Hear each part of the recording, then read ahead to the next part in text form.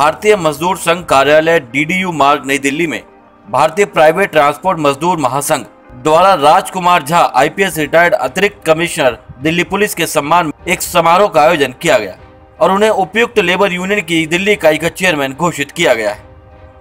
इस कदम को all Delhi auto taxi Congress, taxi auto चालक संघर्ष समिति, दिल्ली प्रदेश टैक्सी यूनियन, आजाद मंडी टैपू यूनियन, दिल्ली ऑटो रिक्शा संघ ने समर्थन किया। आरके झा इन यूनियनों के सदस्यों के प्रति हमेशा अपने कार्यकाल में सहानुभूति रखते थे और उन्होंने दिल्ली ट्रैफिक पुलिस में अपने विभिन्न कार्यकालों के दौरान समय समय पर उनकी परिचालन आवश्यकताओं को पूरा करने में मदद की, जैसे कि किराया, holding rate, luggage charge, night charge आदि की बढ़ोतरी करना। वे दिल्ली पुलिस की अन्य इकाइयों जैसे सतर्कता, रेलवे आदि में अपनी पोस्टिंग के दौरान भी उनकी सहायता के लिए हमेशा तत्पर रहते थे। सेना निवृत्ति के बाद के दौर में वे सामाजिक और राजनीतिक गतिविधियों के लिए अपना पूरा समय दे रहे हैं। आइए आपको बताते हैं क्या कहना है इस संबंध में आरके झा का।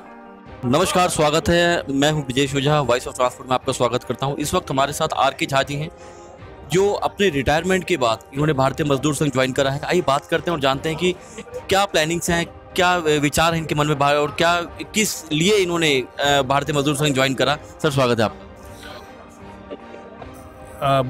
भारतीय प्राइवेट ट्रांसपोर्ट मजदूर संघ, इन लोगों ने मुझे आग्रह किया कि इन लोगों का मैं जो भी कोई ऑपरेशनल बेहतरी के लिए डिमांड हो, उसमें इन लोगों की असुविधा होती है तो इनका सहयोग करूं। चूँकि मैं पहले ट्रैफिक में दिल्ली पुलिस में रह चुका हूं तो मुझे इनकी समस्याओं का अच्छी तरह से मालूम है और मैं अपने कार्यकाल के दौरान इन लोगों को काफ़ी सहूलियतें प्रदान करता था। इनकी डिमांड पे काफ़ी उस पर मैं इनको मांगे मनवाता था। तो इन लोगों का आग्रह पे मैंने कहा कि मुझे आपके साथ काम करने में अच्छा होगा और आपके बेहतरी के लिए मैं रिटायर हो चुका हूं, इसलिए मैं अब समय इनको दूंगा। सर, ट्रांसपोर्ट सेक्टर में अगर हम बात करें कि काफ़ी टाइम से हर जो भी और इसका सेगमेंट होता है, चाहे टैक्सी हो, ऑटो हो, बस हो, कुछ भी, परेशानियां बहुत रहती हैं। तो अपने कार्यकाल में आपको क्या लगा, क्योंकि अभी आप रिटायर हो चुके हैं, अपने कार्यकाल में कि परेशानियां ऐसी क्यों थी और क्यों उनका समाधान नहीं हो पाता था? वास्तविकता ये है कि ये लोग असंगठित हैं और जो सरकारी महकमे में जैसे एसटीए डिपार्टमेंट है और दिल्ली का ट्रैफिक पुलिस है, अगर कोई इंडिविजुअल अफसर अच्छे स्वभाव का वो तो फिर इनकी बात मानते हैं और तत्कालिक, लेकिन इनकी समस्याएं तो दिनानुदिन बदलती रहती हैं। जैसे अब पेट्रोल डीजल का दाम बढ़ेगा तो इनका जो माइलेज रेट है वो बढ़ना चाहिए, लेकिन उसको अगर मान लीजिए कोई अफसर अगर ये जाएं और न बढ़ाए तो ये बेचारे सफ़र करते हैं। दूसरी बात, जैसे इनके जो लाइसेंस की व्यवस्था है, रिन्यूअल की व्यवस्था है, तो फिटनेस की व्यवस्था है, उसमें इन लोग को परेशान किया जाता है। तो उन तरह की काफ़ी समस्याएं आती हैं। इनकी बातों को, इनको कम पढ़े लिखे लोग हैं ये लोग, तो इनके जो है एटीट्यूड अफसरों का होता है कि भाई ये कम पढ़े लिखे लोग हैं, इनकी बात नहीं सुननी है। तो मेरे इनके साथ मिलने से, जुड़ने से ये फ़ायदा होगा कि हम इनकी बातों को उस संबंधित अधिकारी पे बेहतर ढंग से रख सकते हैं, प्रभावी ढंग से रखेंगे और मैं उसको मजबूर कर सकता हूँ कि इनकी वाजिब डिमांड को वो उस पर माने। झा जी, आप, मुझे लगता है कि काफ़ी अफसर से हम भी बातचीत कर चुके हैं। आप शायद उन चुनिंदा अफसरों में से आएंगे जिनकी तारीफ ट्रांसपोर्ट सेक्टर से जो जुड़े लोग हैं, ऑटो ड्राइवर हो, टैक्सी ड्राइवर हो, वो सब कर रहे हैं। किस नज़रिए से देखते हैं आप इसको?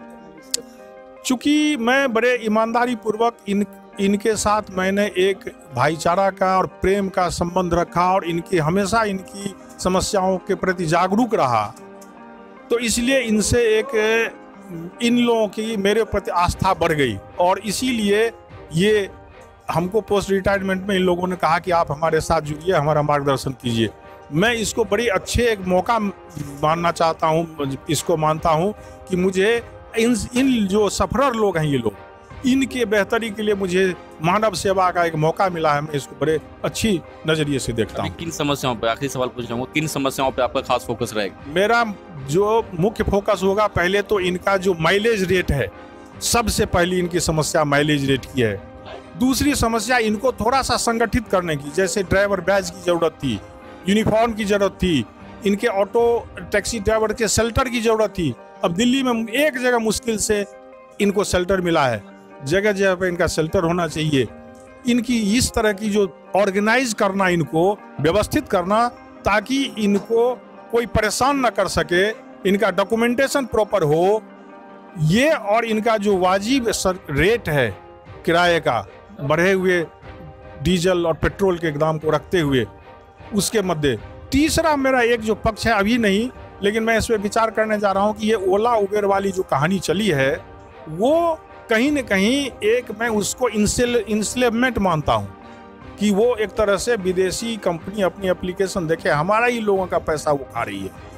उस पे भी मैं इन लोगों से, चूंकि आज ही मैं इनसे जुड़ा हूँ इनके कॉज को लीड करने के लिए, इन लोगों से बात करके और संबंधित अधिकारियों से बात करके उस पे भी मैं कुछ सोचूंगा कि इनकी हित की रक्षा कैसे हो।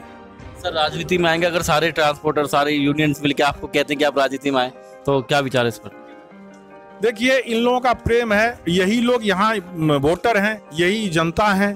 तो राजनीति व्यवस्था में तो मैं जानना चाहता हूँ कि दिल्ली और राष्ट्र का अगर हम लोगों को अगली पीढ़ी के लिए निर्माण करना है तो राजनीतिक व्यवस्था में भागीदारी लेनी आवश्यक है। तो मैं इनका राजनीतिक गतिविधि में भी इनका मार्गदर्शन करूंगा और राजनीति में भी मैं सक्रिय भाग ले सकता हूं इन लोगों के आग्रह पे। सर बहुत बहुत शुक्रिया आपका बातचीत करने के लिए। Thank you. तो आपने देखा आर.के. झा जी ने कहा कि अगर लोग चाहेंगे और ये कहेंगे कि राजनीति मानो तो बिल्कुल आएंगे। और हमारे साथ आइए राजेंद्र सोनी जी हैं, बात करते हैं कि आज आर.के. झा जी भारतीय मजदूर संघ में ज्वाइन हुए। सोनी साहब क्या कहना चाहेंगे, कितनी मजबूती मिलेगी संगठन को? देखो, मजबूती तो जब ये थे ऑफिसर था जब भी हमारे पास मजबूती थी, और आज दिल्ली इतना खुश हो रहा है हमारे पास।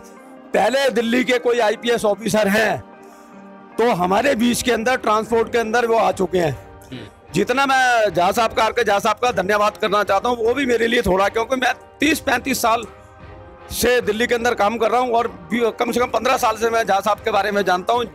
डीसीपी ट्रैफिक रहे हैं, रजौरी गार्डन डीसीपी रहे हैं, जमुना बार के एसीपी रहे हैं और एडिशनल कमिश्नर विजिलेंस के रहे हैं। और जितना इन्होंने हमें प्यार दिया है, शायद मैं ये समझूंगा मेरे जीवन के अंदर ऐसा ऑफिसर ना पहले हमें मिला था ना मिलेगा। अब तो खैर हमारे बीच में आई गए। ट्रांसपोर्ट कैंडिडेट के रूप में क्या प्रमोट करेंगे कभी आने वाले समय में? देखो, ट्रांसपोर्ट कैंडिडेट के बारे में अभी कुछ नहीं कह सकते, सब लोगों का फैसला होगा। जहाँ जरूरत पड़ेगी तो केजरीवाल के खिलाफ इसको चुनाव में लड़वा देंगे झा साहब को। तो आपने देखा केजरीवाल के खिलाफ लड़वा सकते हैं, राजेंद्र सोनी जी की कहना है। देखते हैं आगे क्या होता है, भारतीय मजदूर संघ को क्या मजबूती मिलती है और किस तरह की राजनीति आगे देखने को मिलती है। बहुत बहुत शुक्रिया, धन्यवाद, नमस्कार।